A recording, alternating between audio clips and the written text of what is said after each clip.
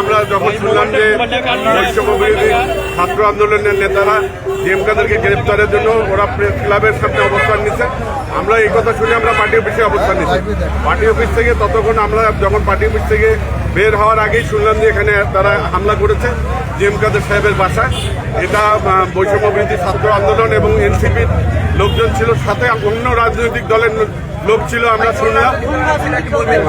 সেটা আমরা সঠিক জানি না, আপনারা অনুসন্ধান করে বের করেন যে অন্য রাজনৈতিক দলের লোকও ছিল। ওয়ালটন মাইক্রোওয়েভ ওভেনের খাবার গরম রাখে দীর্ঘ সময় ধরে। Walton microwave oven. তারা সংঘবদ্ধ হয়ে আমাদের জিএম কাদের সাহেবের বাসায় হামলা করছে। তাহলে আমরা সংঘবদ্ধ, আমরা সুস্থ রাজনীতি করতে চাই। সুস্থ রাজনীতি রংপুরে আমরা আগুন জ্বলা যাবে।